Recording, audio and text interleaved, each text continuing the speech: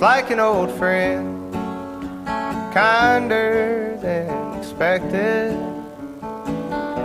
That Cadillac came, gave our girl a ride.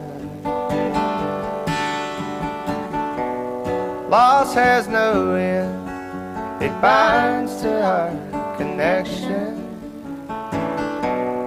We don't speak of it, we don't even try. If you could help me to share the trouble that you've got burning in you, then you can help me. And in our time together, her memory will ever shine like golden embers in the night.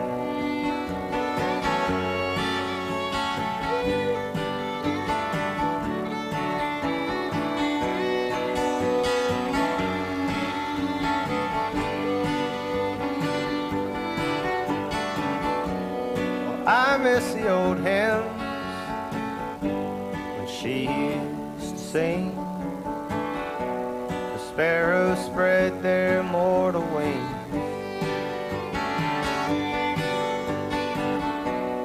Now they've all lighted with the silence of streams, like notes on the pages. She breathed life into all things. If you could help me to share the trouble you've got burning in you, and you can help me. And in our time together, her memory will ever shine like golden embers in the night.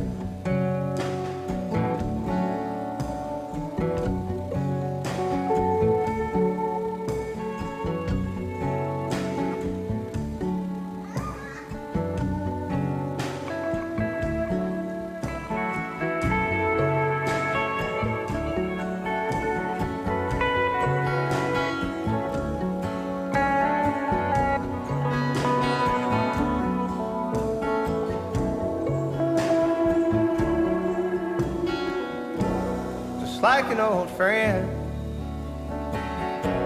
reach out to me and bathe me in the light of understanding, and try to help me to share the trouble that you've got burning in you, and you can help me. Time together, her memory will ever shine like golden embers in the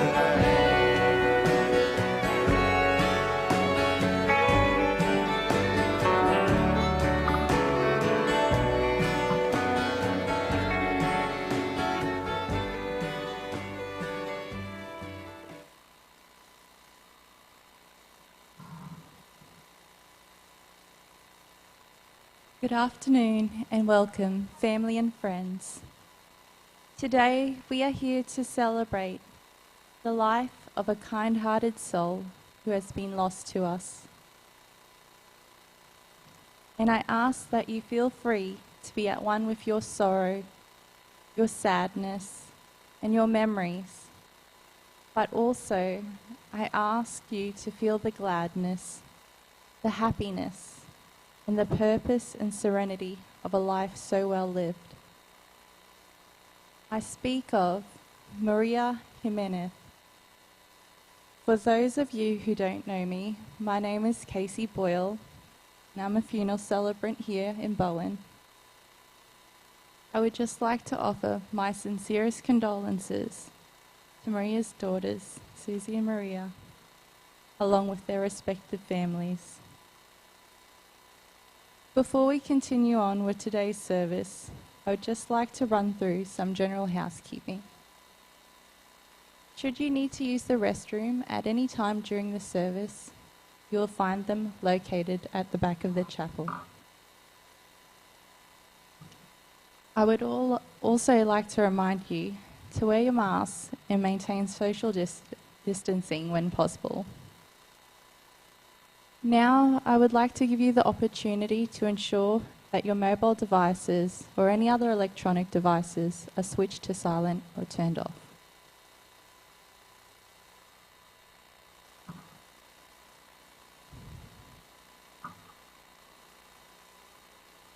This time we spend together today is to remember Maria and to allow our sorrow and sadness to surface and be expressed in words, in tears, in reflection, or in whatever way is meaningful to each of us. We gather to remember Maria and to say goodbye. Our being together here is a support and comfort for each of us, whether members of the family or caring friends.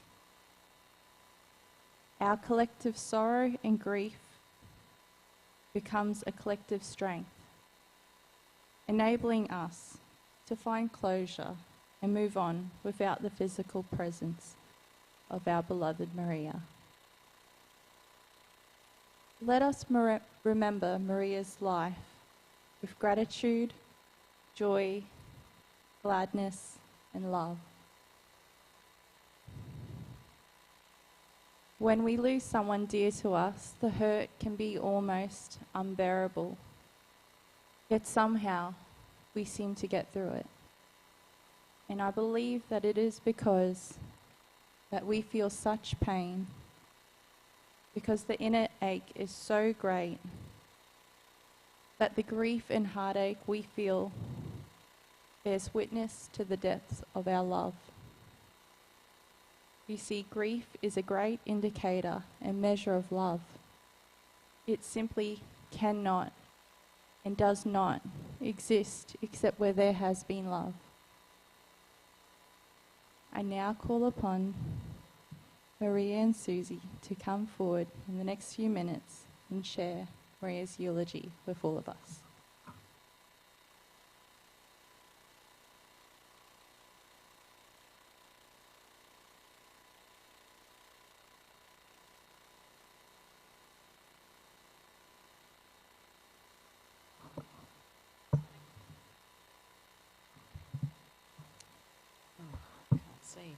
I can't see. Mum was born Maria del Pilar Jimenez Barrio on 24th of March 1934. She was born in the military city of Melilla in Morocco, which of course is in North Africa, which was under the Spanish rule at the time. Her father was a vet with the military stationed in Morocco, and her mother was really busy with, extremely busy with 5 kids. Mum was the youngest of 7 children. Her 2 elder sisters she had never met. They died in their infant years. And there was 14 years between Mum and her eldest surviving sibling. When Mum was 2 years old, the family moved back to Spain and they settled in Valencia. The family lived in what looked like a tiny shack or a garden shed, situated on the roof of a 4-story apartment block. Back in those days, there were no elevators or plumbed water. When my sister and I were youngsters, Mum would tell us the horror stories of her regular chores as a 5-year-old, going up and down those 4 flights of stairs to the local fountain to fetch copious buckets of water to bring home for the cooking, the washing up, and to draw the weekly bath. I think she told us this story so we would appreciate our life was a lot easier than she had endured. In 1936, when Mum was 2, the Spanish Civil War broke out. Mum told us how her mother would gather the children when the sirens would go off, signalling to get to the underground bomb shelters. On many occasions, her father and her eldest sister, who would have been 19 or 20 at that time, no, she would have been 16, 17 or 18. So on many occasions, Mum's dad and her eldest sister remained behind, much to Grandma's distress. One day Grandma managed to convince them to come with the rest of the family to the bomb shelter, which was just as well, because upon their return, part of the home had been destroyed from a bombing raid. When Mum was 5 years of age, she almost died. She was scalded with boiling milk that was on the stove. She tipped the pot, spilt the milk on her neck and chest. Grandma instantly grabbed her, ran down the 4 flights of stairs, and I'm guessing Grandma would have been in her 40s by this stage. Grabbed Mum, ran down the 4 flights of stairs, jumped on the bus to the hospital because that's just the only way of getting around. Mum had full thickness burns on her neck and her chest. I remember the scarring vividly well into my 20s. The last 30 years, her scarring seemed to soften and fade and disappear. Not too much is known about Mum's youth in her early school years and high school. I know Mum took up sewing to make her own clothes, probably so as not to wear her sister's hand-me-downs. There was 14 years between the girls, so by the time Mum received the clothing, they would have been out of fashion. Mum decided to study English after her high school years, which proved useful once she and Dad got together and travelled abroad. Mum was a beautiful, stunning woman. She was kind and caring, always smiling and laughing, and she loved a good joke.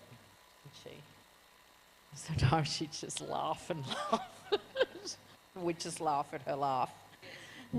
She was tall, and she caught the eye of my father at a party one day. They met when she was 20 and Dad was 24. A party back in those days was a daytime affair at someone's place with a record player. And hey, it was the 50s, a great decade for music. Dad really liked Mum, but Mum played hard to get. When one of Dad's friends showed interest in Mum, Dad fought hard to win her heart. He would ask her to dance. They danced cheek to cheek, not apart, not like they do today, as Dad would say. Sometimes for a day out, Dad would take Mum for long rides on his motorbike. Eventually he proposed to Mum, and she said she would think about it. She said Dad would know her answer was yes when she would shake his hand. Do you remember that story? Over and over and over again, our Dad used to tell this story. Time went by, still no handshake. One day when they were out riding, Dad's motorbike broke down. Dad is gifted at fixing anything. He set about repairing the motorbike on the side of the road. Mum just watched on as Dad turned into a mechanic covered in oil and grease. He declared he had fixed the problem. Mum didn't say anything. She looked at him, nodded her head, went, and shook his greasy hand. And so they became engaged. They married in 1958, and our grandfather bought them an apartment as a wedding gift.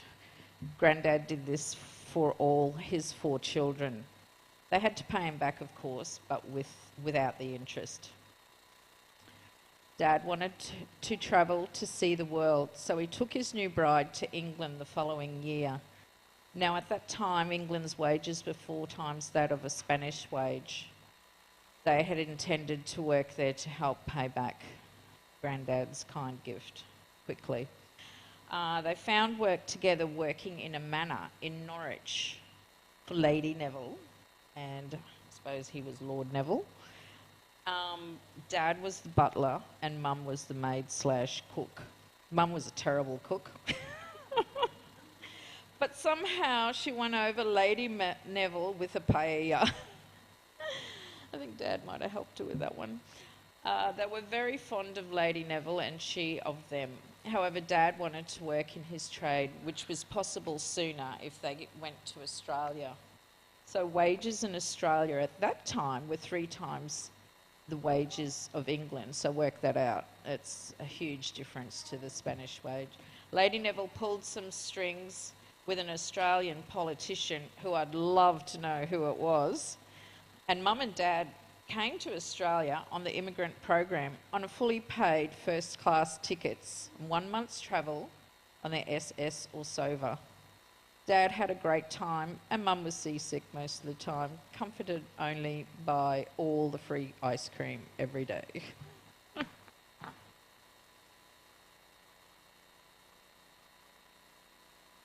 Okay, mine is a little bit different to Sue's, but it continues on with her life. As a young married couple, our parents, I'm having trouble reading too now, our parents shared a very special love story that never ended. They went in search of an adventure and a new life and in a different continent. So after a short stint in England, they boarded the cruise ship to Australia. Okay. The ship landed in Melbourne, and the first job that they were supposed to do was to work on a sheep station. Life on a sheep station was very hard and strange for both of them. Dad really struggled, not only with the language but the life and how different everything was from in Australia compared to Spain. Even the food. He was passionate about his food. Eventually Dad's trade papers came through, which led to a better work in a Ford factory, and Mum was able to get work in one of the hospitals as a cleaner. It was here Mum was introduced to Vegemite for the first time. Not sure how much to put on her bread, she decided to spread it thickly like jam. Having done this, Mum then took a huge bite. Well, the taste was vile, very salty, disgusting and rather overpowering. She couldn't spit it out fast enough. And as far as I can remember, I don't think I ever saw her eat Vegemite, ever. No, only us. A few years later, our parents welcomed the 2 most gorgeous little girls you ever saw. Me, and then my 16-month-old, well, 16 months later, Susie. For some reason, they thought I needed a playmate. I don't know why, but I do know life was never dull around Susie, and still isn't. Anyway, I became a sickly child, unfortunately, and as the weather did not agree with me, the doctors advised Mum and Dad that I should have an operation to remove my tonsils. If that was not possible, then the only option was to move north. So our little family packed up and moved to Brisbane, and yes, the weather was so much better. In 1972, after 3 years in Brisbane, our little family moved to Brisbane. To Townsville. Dad found work in his trade in the railways, and within weeks they bought a house in Anoomba. It was here that Mum began to come into her own. She loved to sew clothes and also knit garments. It was a passion that stayed with her for life. I can remember I was sent off to the Kokoda pool in Mundingborough in a knitted bikini. I was not impressed. It was my worst nightmare. But it was the only thing I had to wear because after all, Mum made all our clothes. So I was so very embarrassed. Who wears a knitted bikini to a pool? Unfortunately, I had nothing else to wear, but that's what happens when your mother makes all of your clothes, and I mean all of our clothes, right down to our underwear. But when Mum started looking into making bras, that was it. It was no. Firm no. Mum was passionate about her business. She would work on her garments day and night, looking for new ideas, inspirations and ways to work effectively in order to produce a lot more clothing faster. Our bedroom had been transformed into a knitting room and our beds were in there as well. Susie and I trying to sleep while she worked the machines late into the night. If it was so noisy and loud, which made sleeping difficult. This didn't seem to bother Mum. Whatever it took, she was determined to succeed.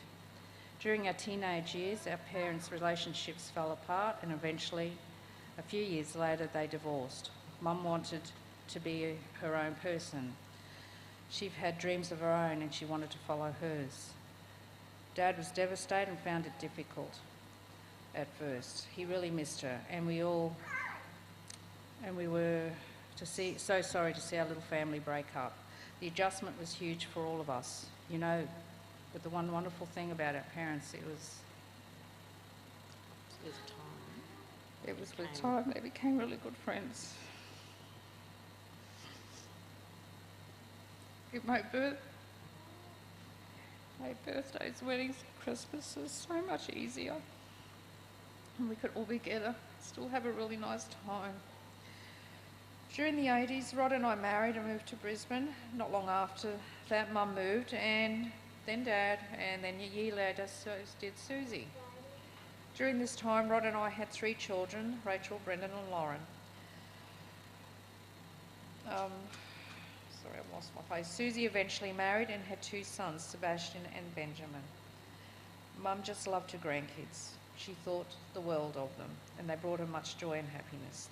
She loved to talk about her grandchildren to anyone who would listen, and she would sneak lollies to them when we weren't looking. She'd always had a little secret stash in her handbag that we didn't know about.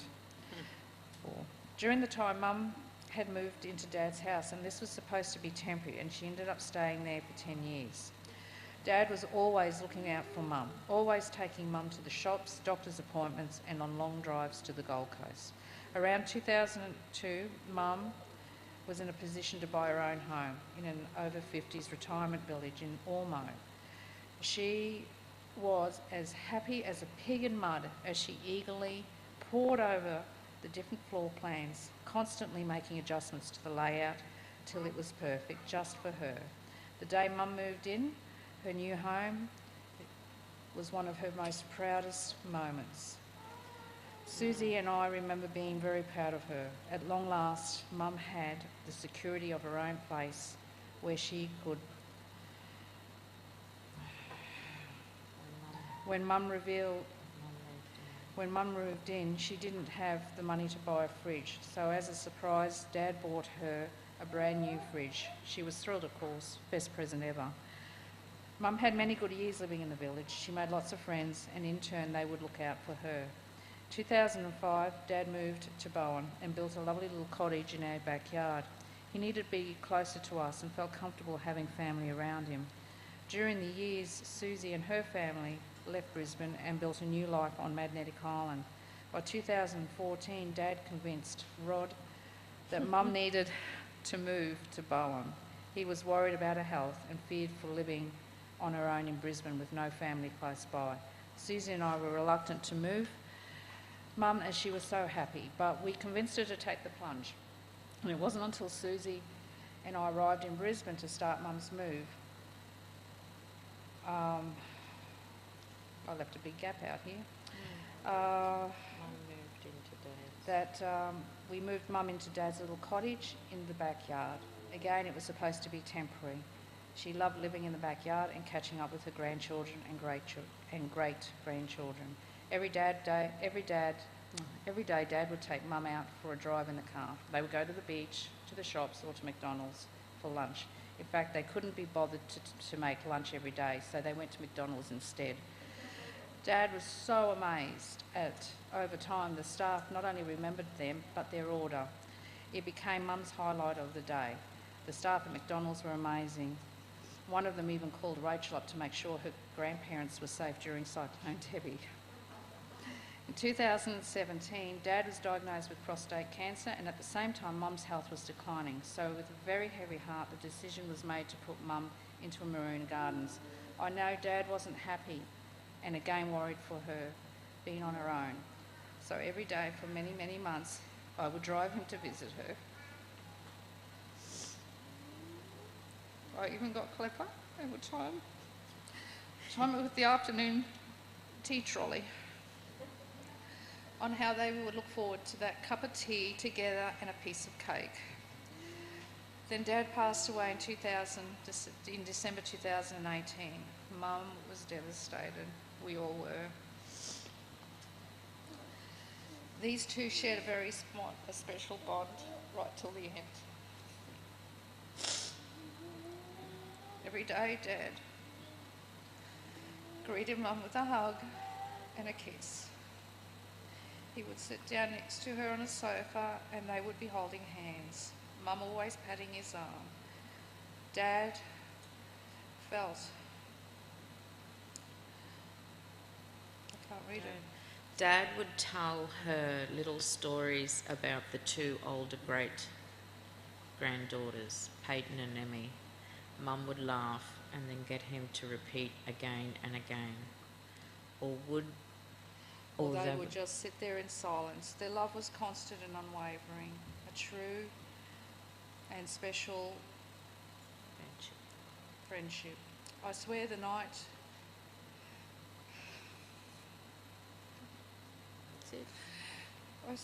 Mum passed away, that he could not stand to see us suffer unnecessarily and spirited her away to spend the rest of eternity together. That's it. Thank you. Thank you all for listening. Come on, Sissy.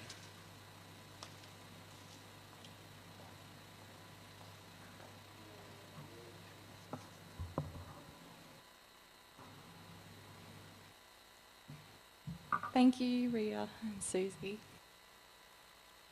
I would now like to invite anyone else who would like to come forward and share some more memories of Maria with us.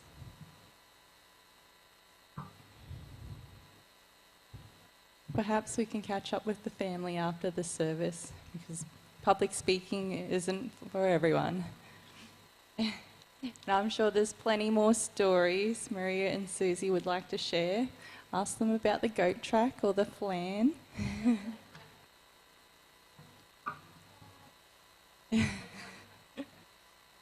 Now, if I could have your attention, we will now watch a photo presentation of Maria's life.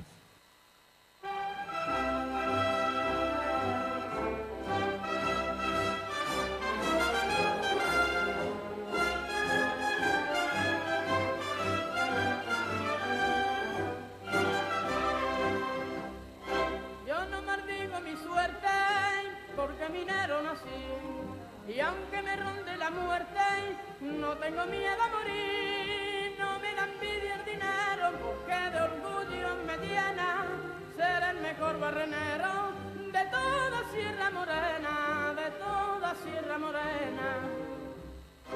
Bajo a la mina cantando, porque se gane el altar. Mi madre queda rezando.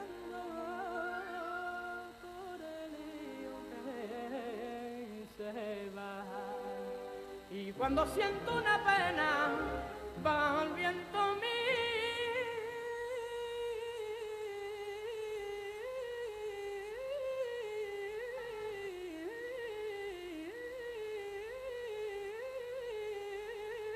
cantar.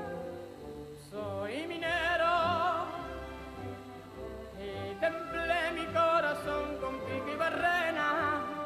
Soy minero y con caña, vino y ron me quito las penas. Soy barrenero porque a mí nada me espanta y solo quiero el sonido de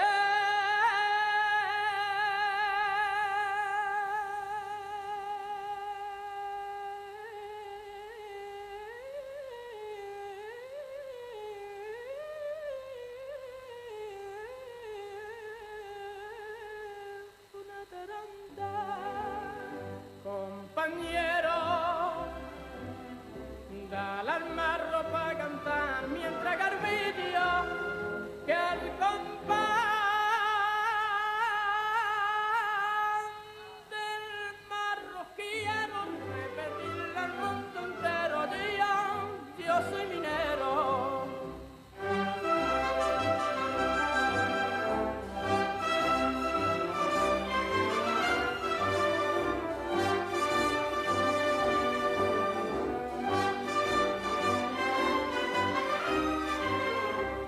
Barrenero porque a mí nada me espanta y solo quiero el sonido de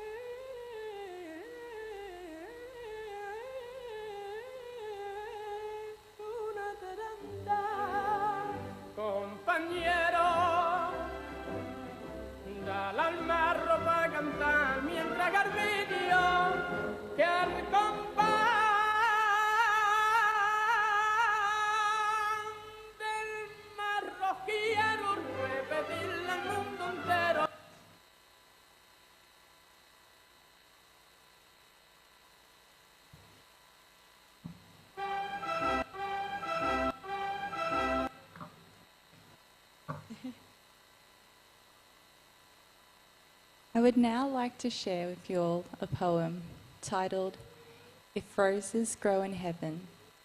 You can also find it in your Orders of Service booklets today. If roses grow in heaven. If roses grow in heaven, Lord, please pick a bunch for me. Place them in my mother's arms and tell her they're from me. Tell her that I love her and miss her, and when she turns to smile, place a kiss upon her cheek and hold her for a while. Because remembering her is easy, I do it every day. But there's an ache within my heart that will never go away. I also have another video presentation for you guys because we had lots of photos, lots of memories.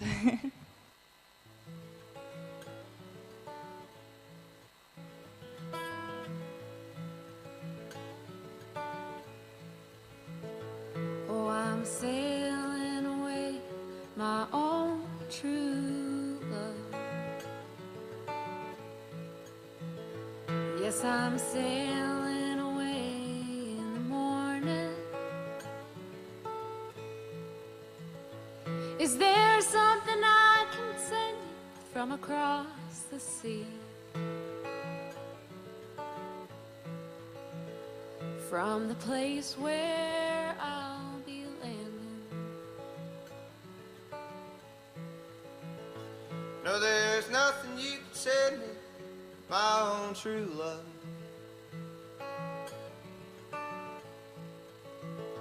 For there's nothing I'm wishing to be owning,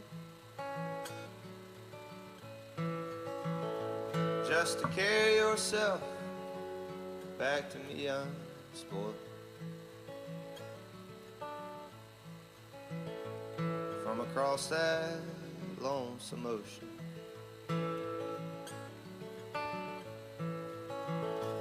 Well, I just thought you might want something fine,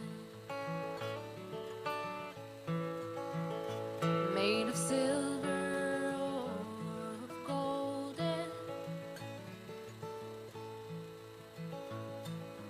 either from the mountains of Madrid or the coast of Barcelona.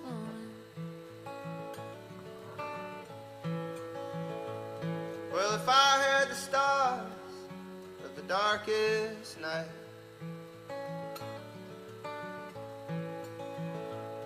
and the diamonds from the deepest ocean, well, I'd forsake them all for your sweet kiss.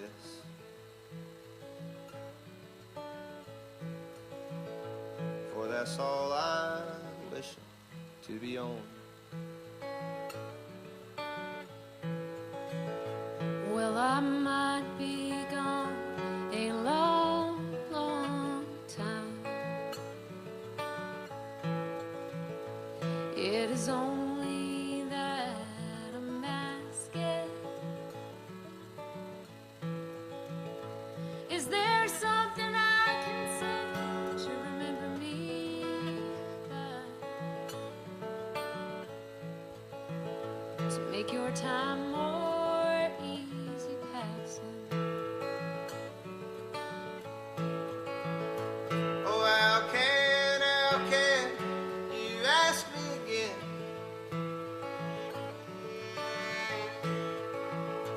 For it only brings me sorrow. The same thing I would want today.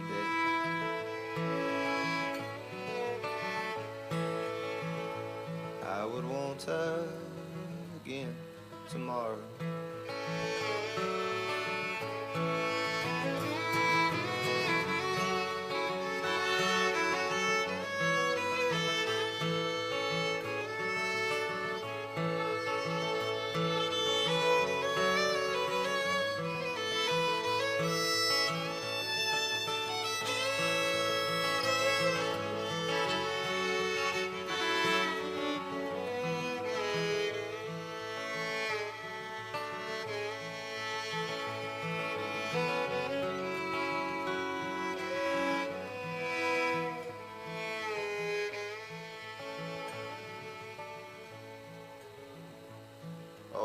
got a letter on a lonesome day. It was from her ship sailing, saying I don't know when I'll be coming back again. Just depends on how I'm feeling. Well, if you, my love, must think that way,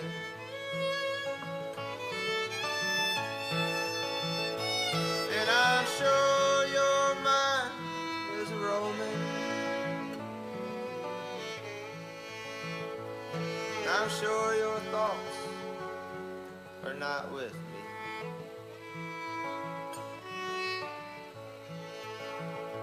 With the country where you're going.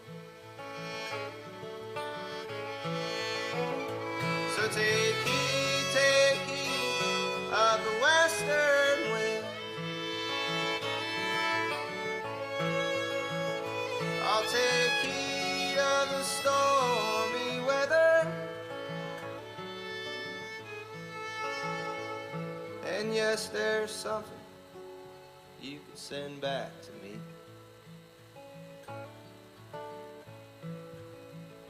Spanish boots of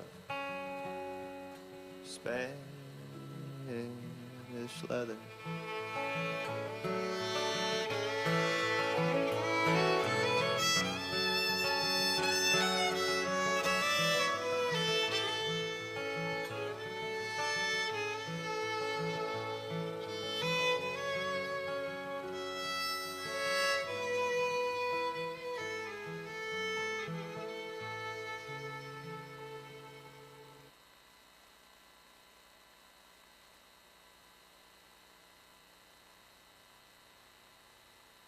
For those of you who wish to join me now in reciting the Lord's Prayer, please do so. Our Father, who art in heaven, hallowed be thy name. Thy kingdom come, thy will be done, on earth as it is in heaven. Give us this day our daily bread, and forgive us our trespasses, as we forgive those who trespass against us. And lead us not into temptation, but deliver us from evil. For thine is the kingdom, the power, and the glory, forever and ever. Amen.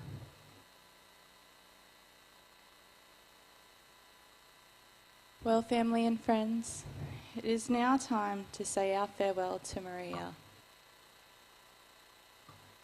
You closed your eyes and you were taken to a beautiful place and left us to try and understand. Others are taken, this we know, but you are ours and we loved you so. You'll be in our thoughts every day. In our hearts you will always stay. A silent prayer, a tear too. We will always love and miss you. Go with our love, in time we'll understand. Go with our blessing into loving, caring hands. I kindly invite Maria's family, followed by the rest of the congregation, to come forward and lay flower petals on Maria's coffin and to say goodbye till we meet again.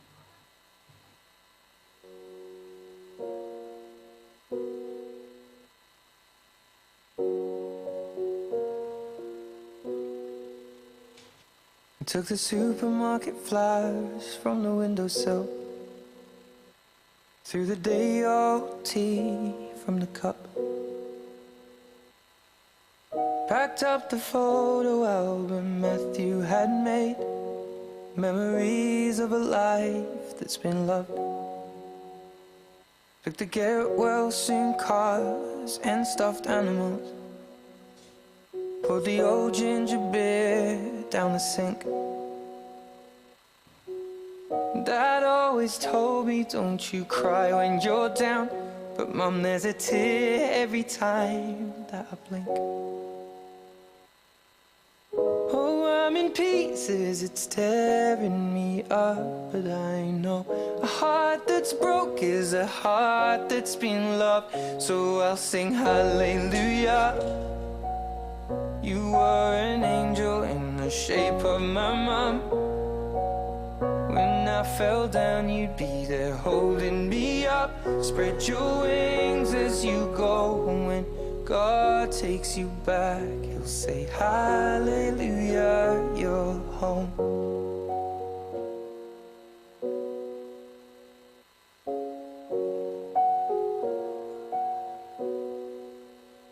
Fluffed the pillows, made the bed, stacked the chairs up, folded your nightgowns neatly in a case. John said he'd drive, then put his hand on my cheek and wiped a tear from the side of my face. And I hope that I see the world as you did, 'cause I know a life with love is a life that's been lived. So I'll sing hallelujah. You were an angel in the shape of my mum. When I fell down, you'd be there holding me up. Spread your wings as you go. And when God takes you back, He'll say hallelujah, you're home.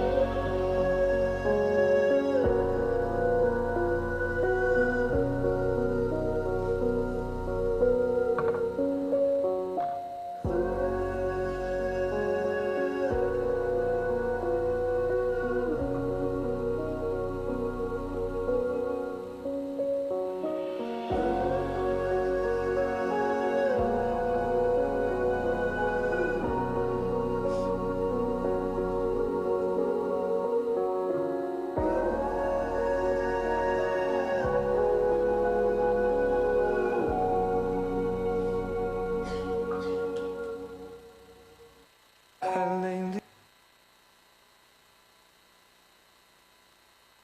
Ladies and gentlemen, we have now reached the committal part of today's service. I ask those of you who can to please be upstanding.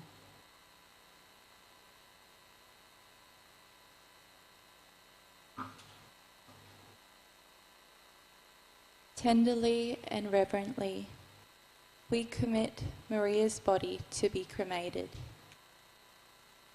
We are grateful for the life that Maria has lived and for all that life has meant to us. We are glad Maria lived. We are glad we saw her face and felt the pressure of her hand. We cherish the memories of her words, her deeds, and her character. We cherish her friendship, but most of all, we cherish her love. Ashes to ashes, dust to dust. Thank you. You may now be seated.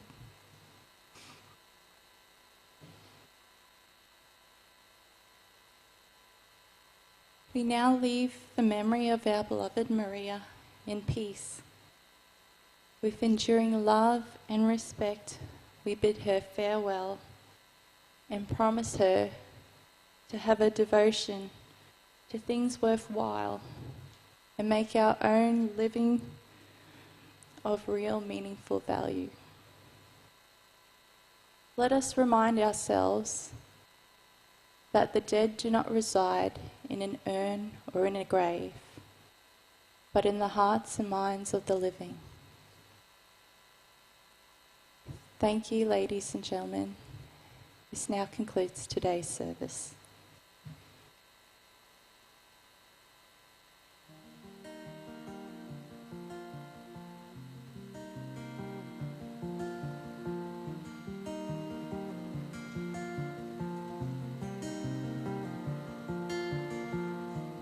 Took my love and I took it down. Climbed a mountain and I turned around. And I thought reflection in the snow-covered hills till the landslide brought me down. Oh, mirror in the sky, what is love? Can the child within my heart rise above? And can I sail through the changing ocean tides? Can I handle the seasons of my life? I don't know. Oh, I don't know. Well, I've been afraid of changing 'cause I built my life around you. But time makes you bolder. Children get older. I'm getting older too.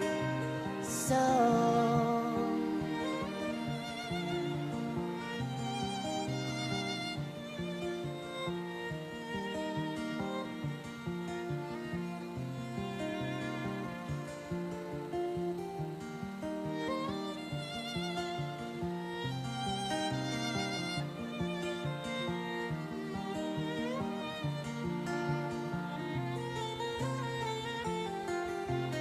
I've been afraid of changing 'cause I built my life around you.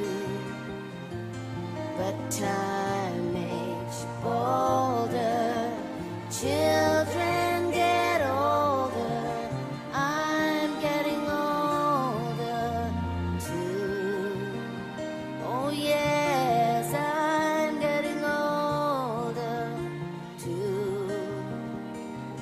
So could you take this love, take it down? Oh, if you climb a mountain and you turn around, if you see my reflection in the snow-covered hills where the landslide will bring you down, down. And if you see my reflection